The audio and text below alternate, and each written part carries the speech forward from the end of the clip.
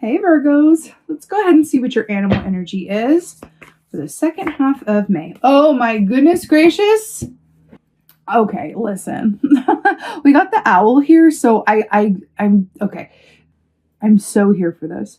So first of all, do you see all the rainbow colors here? Can you see all that? This card in the background has all the colors of the rainbow behind, so I'm here for that. But what's even better is that the owl equates to the 10 of cups in the tarot. Now, traditionally, the 10 of cups is a happy family next to a house under a rainbow. Okay. The owl medicine is very much about, first of all, it's air energy, right? Gemini, Libra, Aquarius, which is very much about, the realm of the mind, and anxiety stems from the mind, right? So there's something about that. And again, if the anxiety, we don't necessarily, if you're not really feeling that description of it, if it's not anxiety, then there's a feeling within you that's a bit like, out of accordance, or feeling like there's something missing or something that needs to be done, but I can't remember what it is, or I feel like I'm forgetting something. It's anything that feels like it's not in the flow of sure-footedness, okay? And anything that's not of the present moment, really. So owl medicine is about, which is really fascinating. Remember, we were talking about the light and the shadow aspects, the yin and yang, the black and white.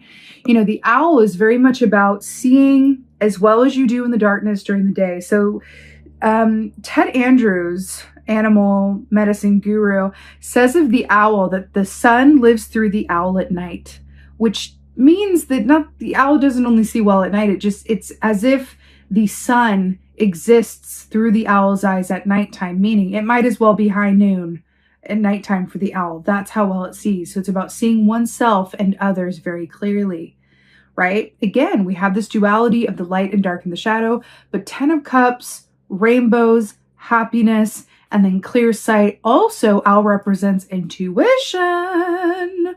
Hello. We were talking about that, feminine aspect of intuition and staying connected in that way as well. But I also feel like it's beautifully embodying masculine as well, because owls are predators that hunt and know when to go in for the kill, right?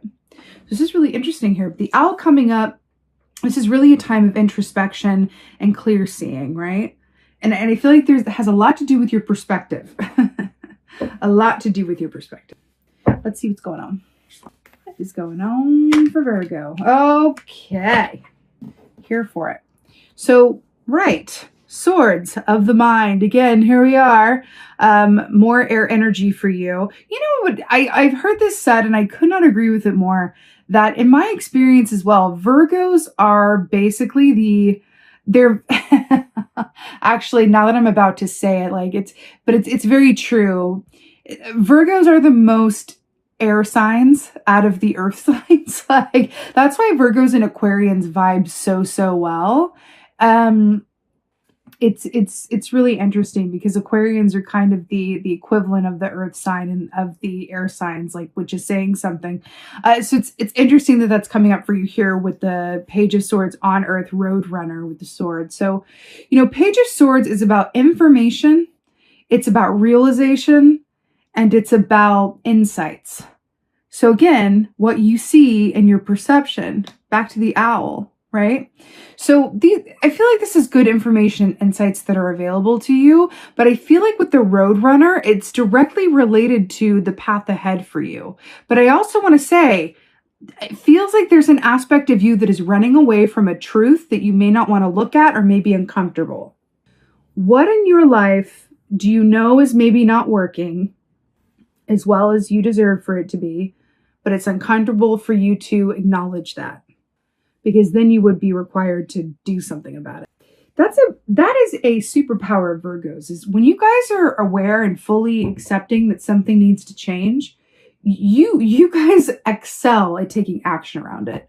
You're not one to cool on your heels. Now, you can deny and avoid and look away like the rest of us, but once you really accept it and are willing to look at it, or once the universe makes it so that you can't not look at it or admit it, as it were, you're like, okay, let's do it then. You are not comfortable with the to-do list, right? And this feels like there's a couple things on that to-do list that you're going the other way from. And I don't know if it's because it induces anxiety, like that tiger, or if it's just you're focusing on other things that are a little, you can have more control over, like in a more overt way that maybe doesn't involve other people or doesn't involve hurting someone's feelings or leaving something that's no longer working. Sometimes we don't want to take action around things that aren't working, because by doing so, it would open us up to, I don't know what comes next as a result. So Page of Swords can also be an aspect of being called to live in the question as well. What else is going on?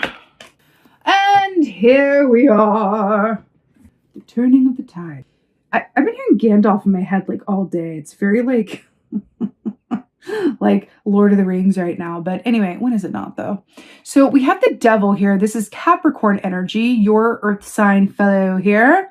You know, this is really interesting because the devil speaks of fear and the ways in which we trap ourselves and addictions and feeling bound to things, right? The rabbit here represents fear.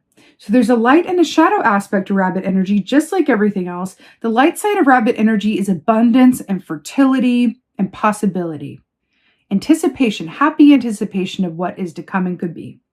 The shadow side of rabbit energy is self-fulfilling prophecy of the worst sort, which is worst case scenario thinking. Like, I just know one day the eagle's going to find me and eat me. And the rabbit tells all his friends this all the time. And then does so to the point where the eagle, or let's say the owl, is alerted to his location because he's just talking about how one day it's going to go terribly wrong. And then he makes it happen, or she makes it happen, because that's the self-fulfilling prophecy nature of it, right? There are things that you're being asked to recognize. And I feel like it's the ways in which you either do a disservice to yourself, or this fear of entrapment, or these fears or kind of, aspects that you're being asked to really like. I'm hearing a Jewel song, but I can't think of the exact lyric. No longer lend your thoughts to that which you wish to be free from. I don't know if I butchered that. I don't know if the word is thoughts, but I feel like for you it's thoughts. No longer lend your thoughts to that which you wish to be free from. I just got shivvies. I think the song is A Life Uncommon, if you want to look it up. Thoughts or strength. I think for you it's thoughts. Wow. There we go. Okay.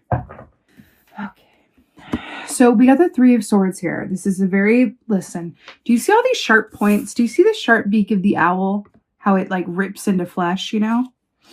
And then you have the sword, the sharpness of the sword, and then the sharpness of the beak.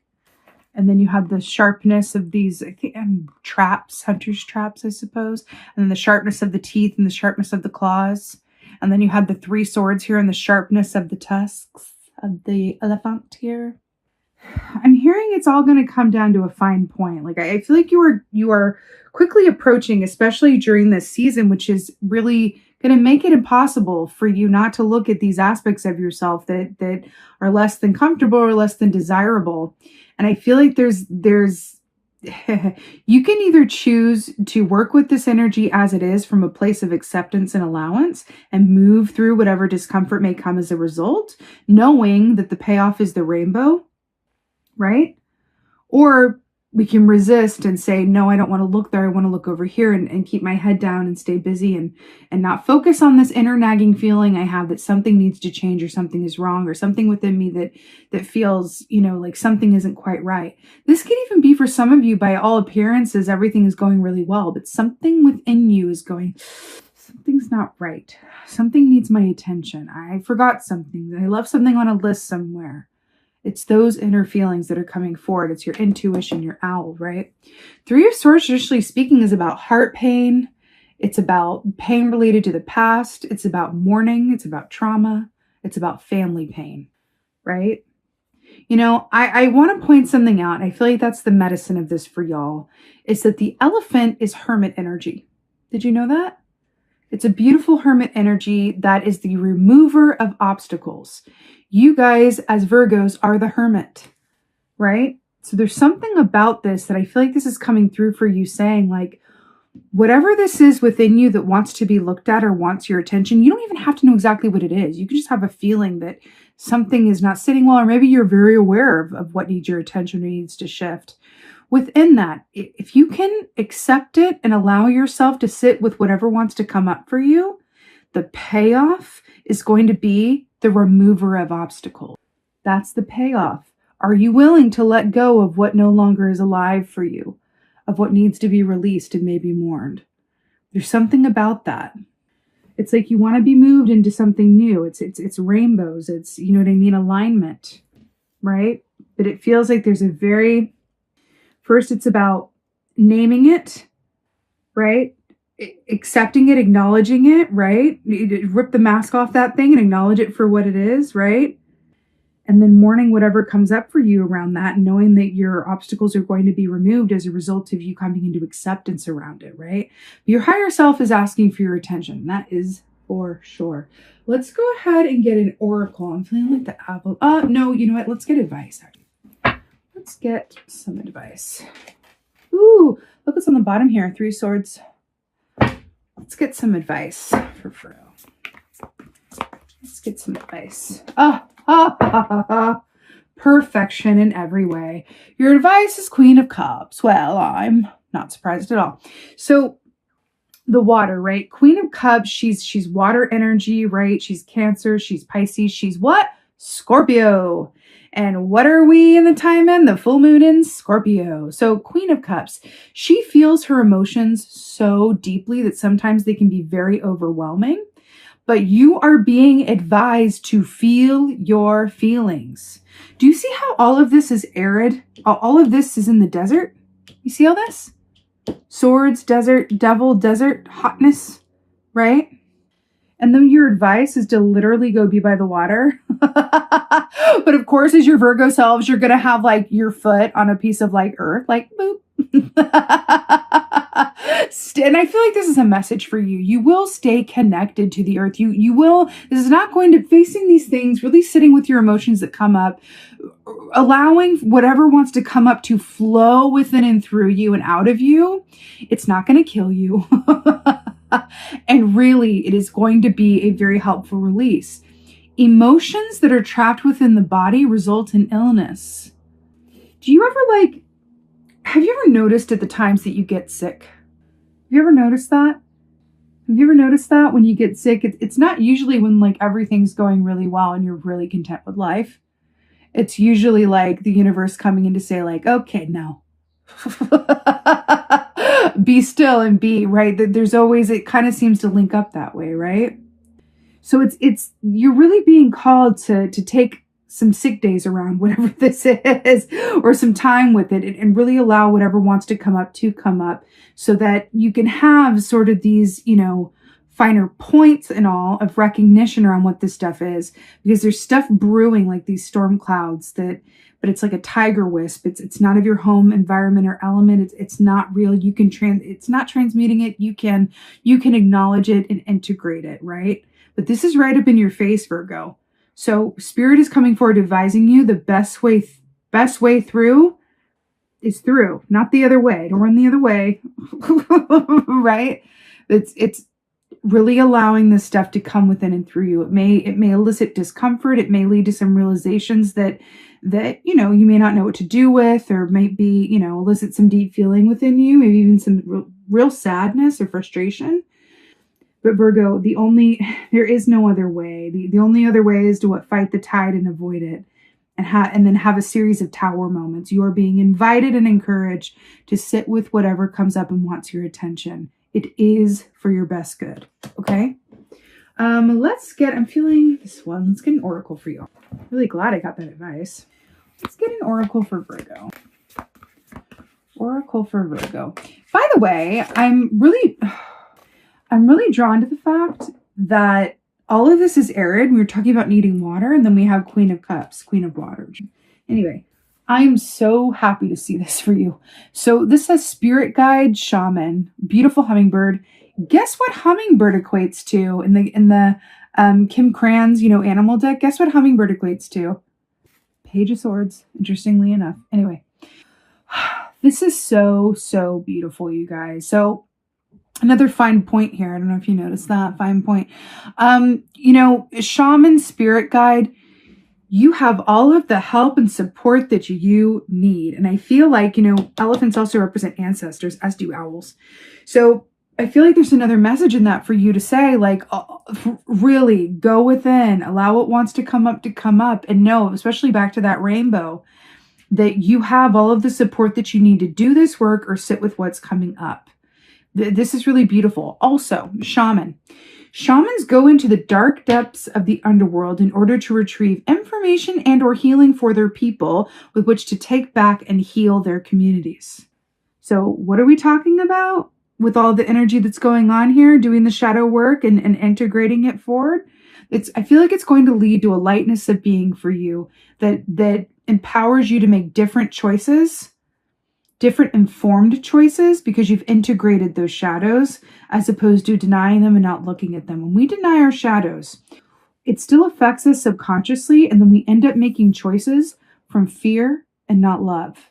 And then it's like a ever, it cycles back, and then more towers happen, so we get another chance to make love-based choices instead of fear-based choices, right?